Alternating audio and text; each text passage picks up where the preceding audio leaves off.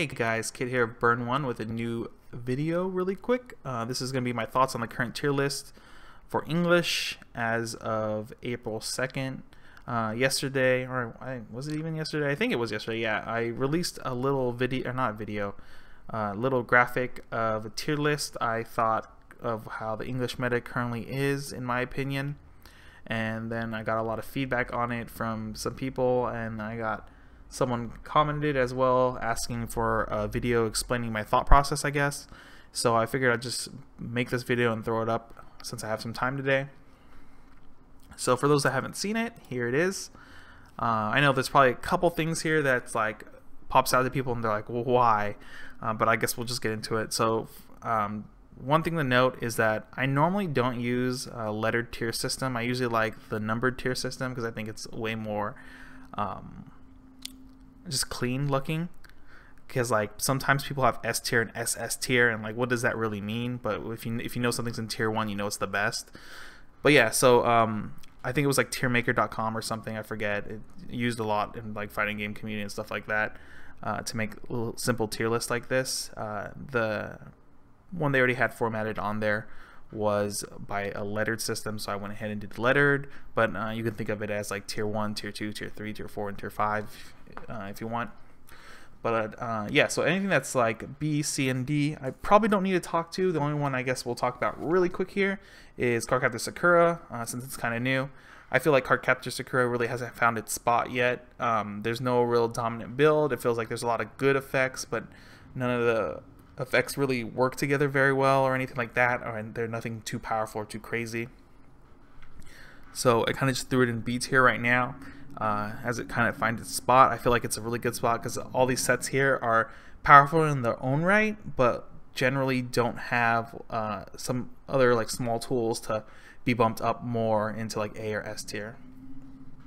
So I guess we'll just start with A tier here, and the first set right there is one that probably will get the most like why is this an A tier, which is Attack on Titan.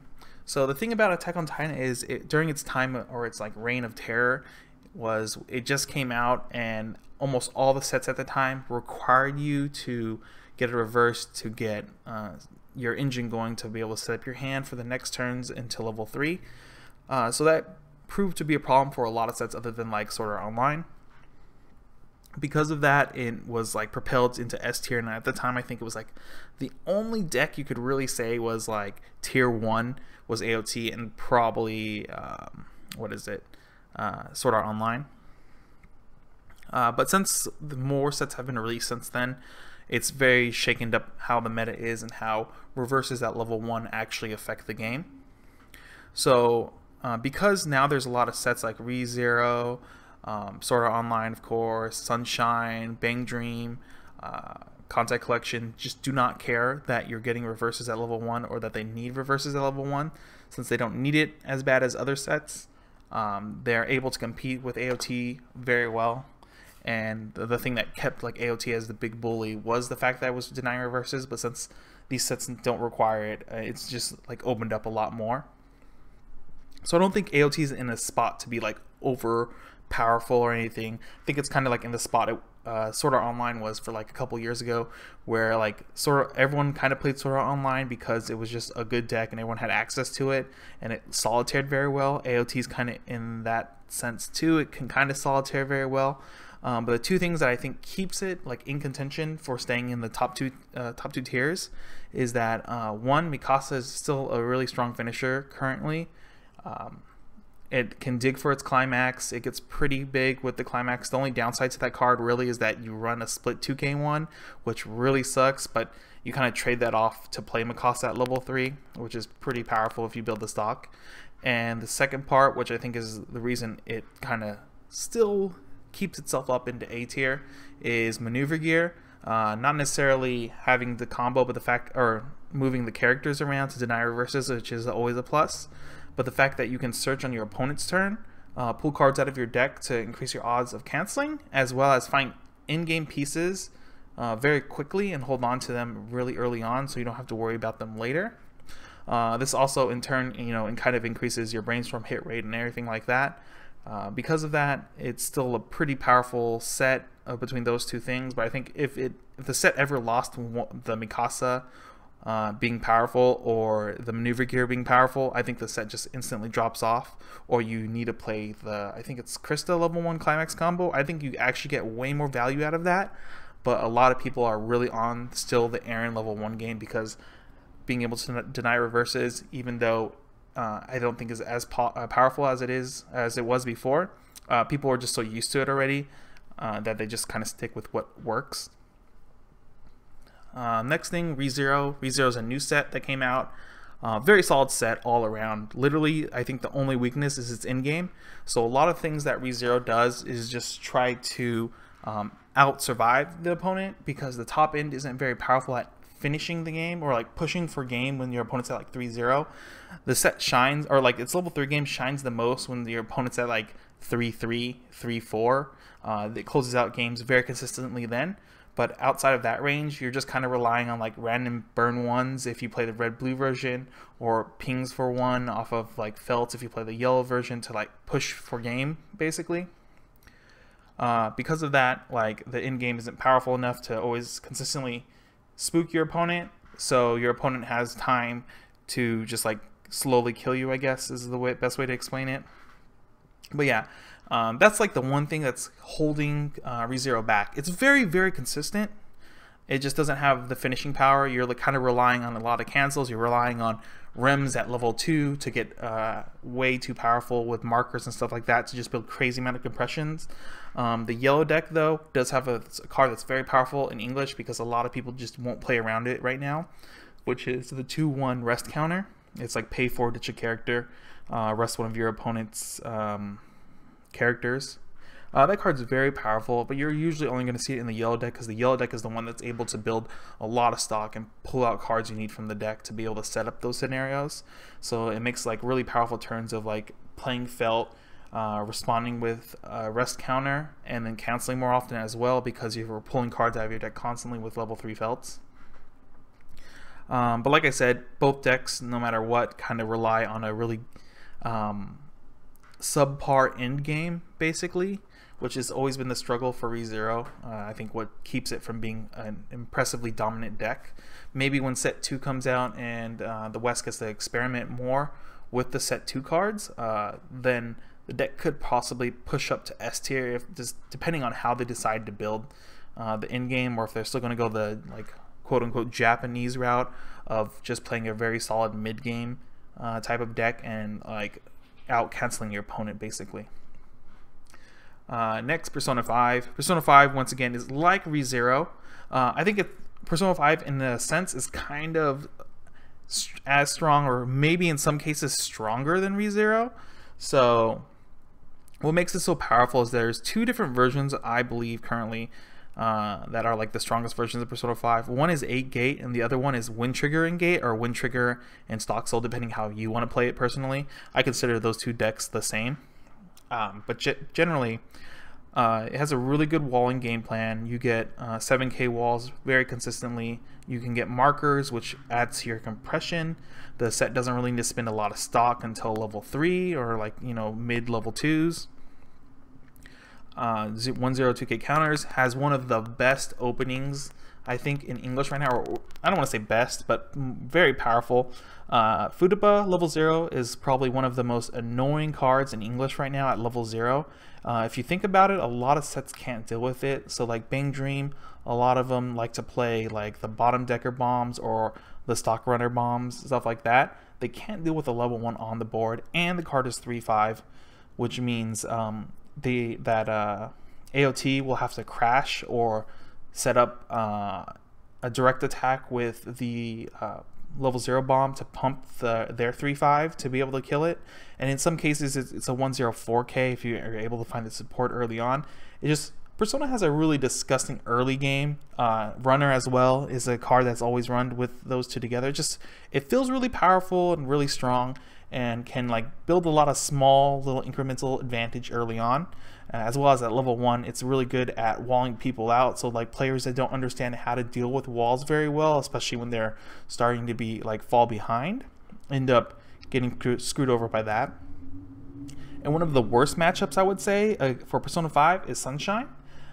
It does use 1/0 the calling card, which is very powerful against other cost 0 characters, since you can bounce threats away on your opponent's front row to make sure that they either have to swing into you, into your like 7k wall, or you can at least swing in and get the double or extra soul damage there instead of like running into a bomb or something like that. So like Persona 5 is very strong and has a really solid game plan and everything. Once again, it kind of suffers the same thing as ReZero, except a little bit different here. Persona 5, unless you're like in certain cases, it's really hard to set up an in-game with Persona 5's Joker level 3, which is like the healer of choice and probably the strongest card in Persona 5 in general. That card can be really strong or can do nothing. I've been in games where my opponent will have me at 3-5 and literally would reveal like 5 level 0s off of 2 Joker level 3s at level 3, and I'm just like, it sucks to be, I mean, like, it sucks to suck, man.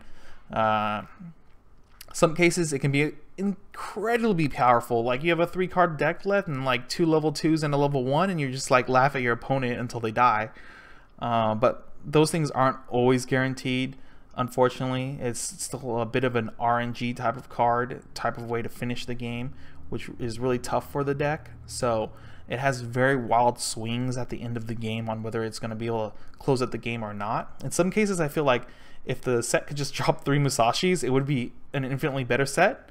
But you know, Joker also gives you that pushing power where you can randomly be really far behind and then reveal like 3 level 3s off of Joker's effect, and then just kill your opponent in a game that you don't deserve to win at all. But yeah, so like, it's, once again, this is another set that's like, I think in the same ballpark as ReZero, where the finishing power just isn't always consistently there unless you're already like winning the game for the most part. But the Joker level 3 for sure has more of a wild swing, whereas ReZero's in-game is more of like a consistent like poke, an annoying poke that just happens every turn. Finally, I think another set that some people might find like, ooh, why is this an A tier, is Gurren Lagann, especially since I have AOT in the same tier as Gurren Lagann. I did have some questions about that on Twitter.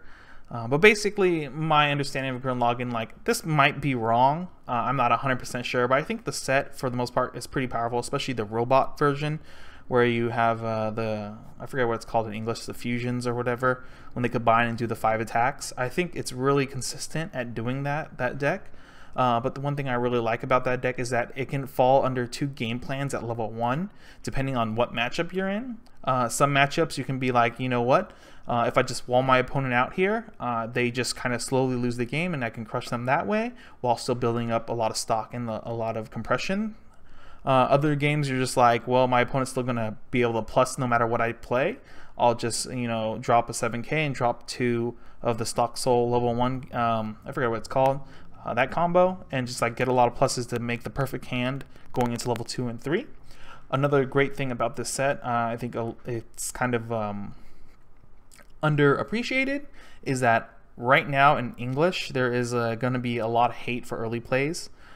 This set has a really solid mid game at level 2, where you have these 2 110ks that can potentially get an extra soul, and generally you play them with the support and they just like kind of become 12k level 2 walls that are really annoying and really hard for people who are unprepared for the matchup to deal with. So sometimes they just have to kind of sandbag a couple turns because you're just there with like a 12k wall that they can't kill because they've only put like level 3 early play killers into their deck, and so they have no answer to this, which in turn can like build a lot of advantage over time because you're now forcing them to crash to deal damage, and then their attack, and then you're able to swing into empty slots going for like 2/2/2 type of deals.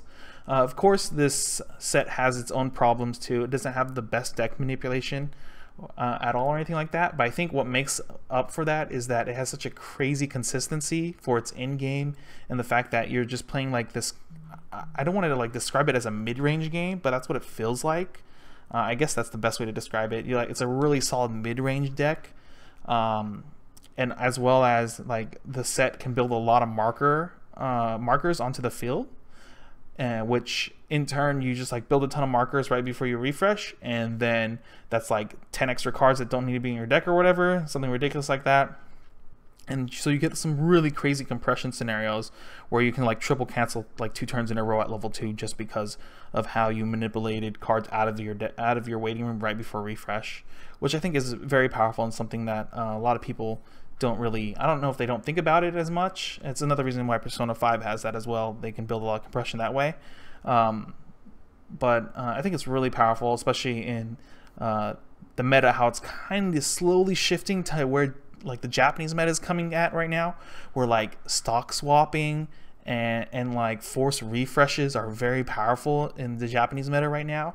It's like one of the spookier things. It's why sometimes I'm not sure if I said this in a video yet or not, but I think like memory compression and things like markers are like kind of like the future, or not future, but like are becoming way stronger than they should be, I guess, right now, because of things like the Aqua level 3 and like the Lucky Bun event and stuff like that. So you're finding ways to thin out your deck other than just stock, because you know, having 15 clean stock is very scary against sets that can stock swap you. But yeah, so I think that's it for Gurren Lagann. So S tier, I think most people will agree with my S tier. Personally, we'll just start with actually Sunshine, because I think Sunshine at this point is the most, like, the strongest set you can play in English if you're planning to just go for the win. So Sunshine has good matchups against like everything currently that's available in like A and S tier for the most part, except for Persona 5. Persona 5 can kind of hamper it, but the thing about hampering Sunshine is that Sunshine doesn't really thrive off of getting reverses or anything like that. It thrives at its level 2 game, which is basically to dump out level 3s that give you extra attacks every turn. And one of the biggest things I see a lot of Sunshine players not do is abuse the fact that we currently don't have a ban list in English.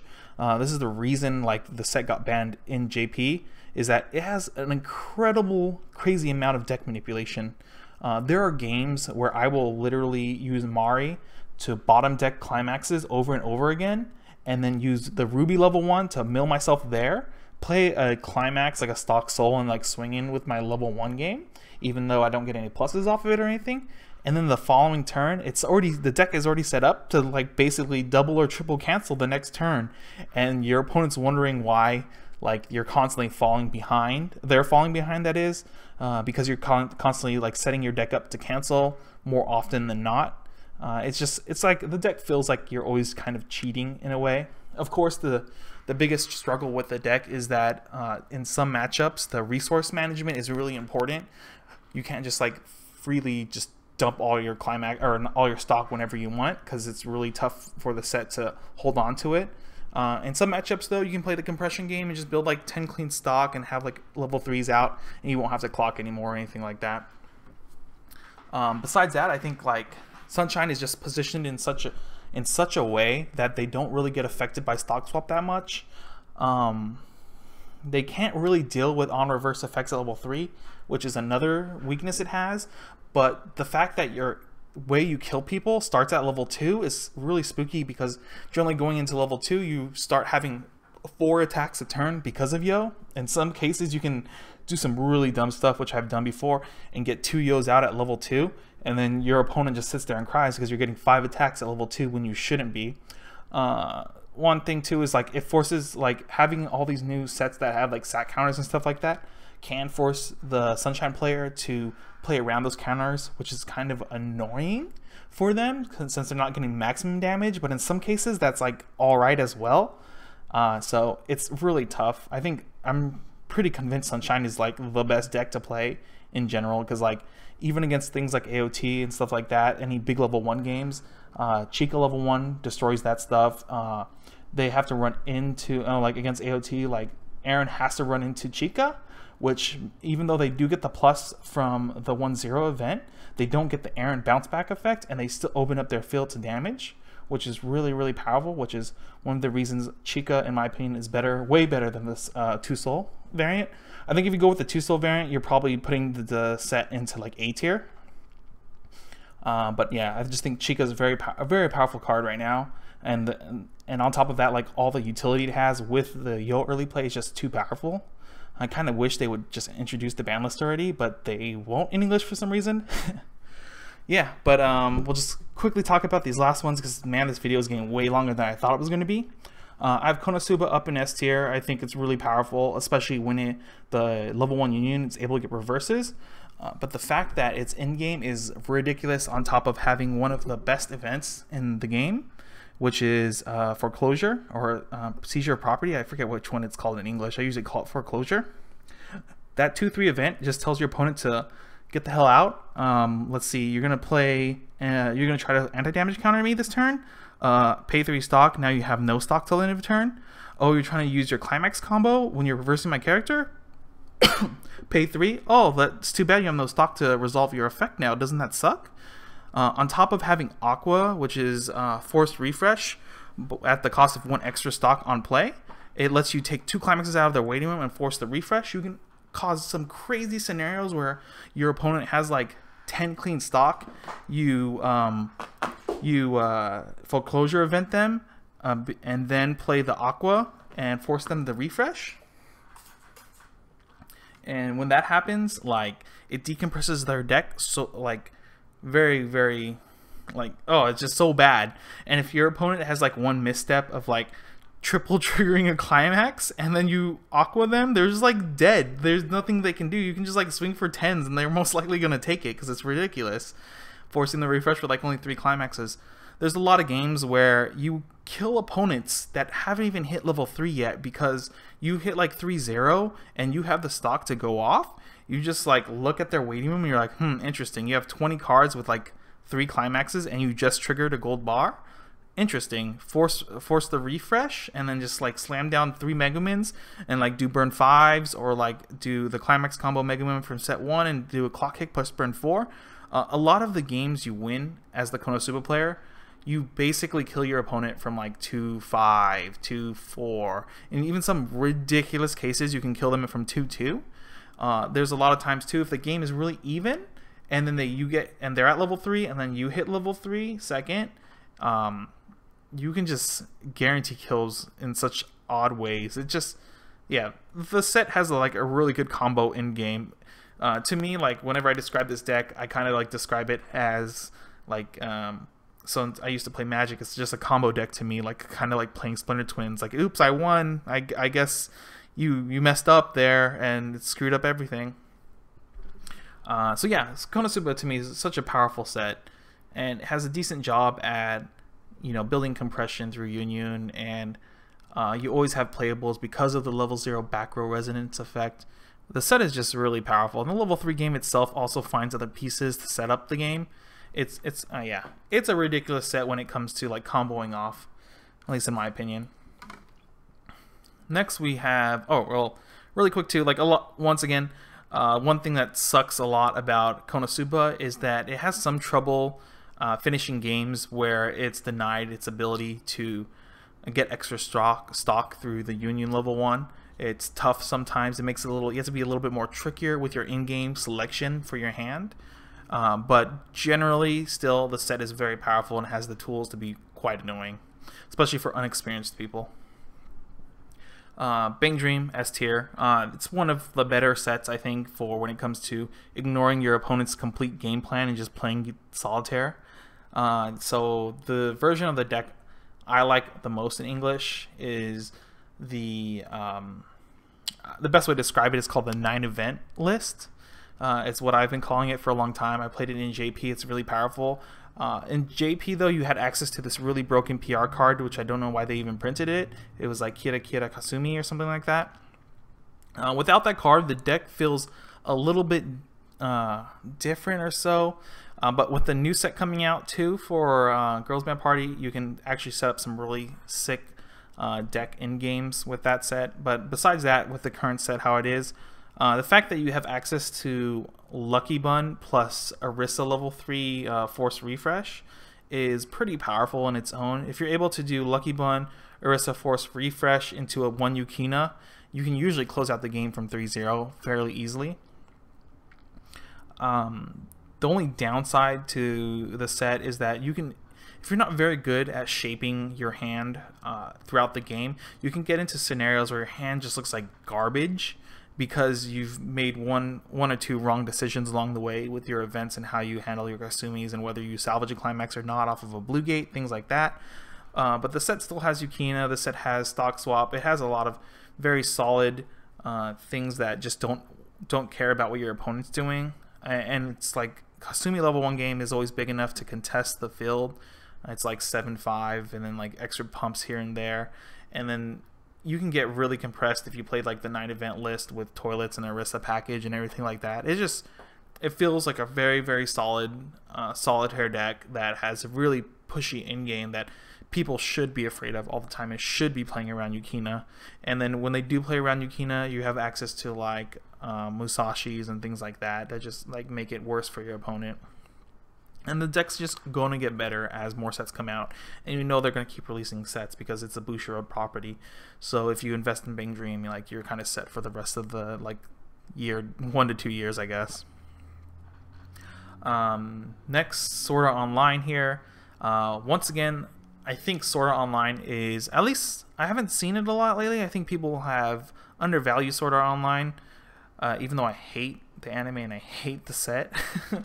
I still think people are undervaluing it, mostly because it has 2 variants of the deck currently that are very, very powerful. One is, of course, still I forget her name. I think it's Yuki level 1 game, gold bar combo at level 1, which doesn't care what your opponent's doing. It gets really big, so it can always contest the board. It has a good matchup against Sunshine because now if Sunshine hits level 1 first and then you respond, they don't get the extra soul on the backswing after you run into Chicas because your Yuki level 1 is all level 2 when they attack, so you can tell Sunshine to eat it basically.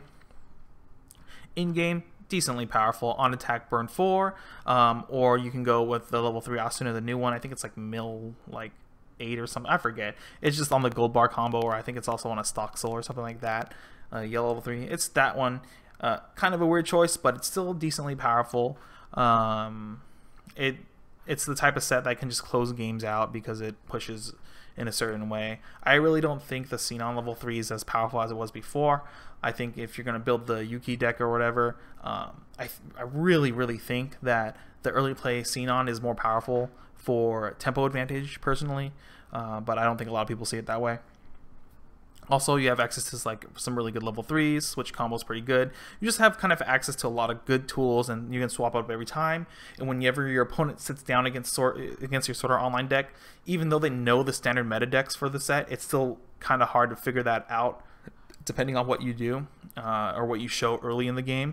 So they might mess up and discard something they need to hold on for the whole game, and then they kind of oops, I kind of screwed up here because it turns out it's not the list I thought it was, it's a different list. Yeah. And then Standby is probably Standby Sora Online, I think is, in my opinion, one of the best wall decks in existence right now for the meta.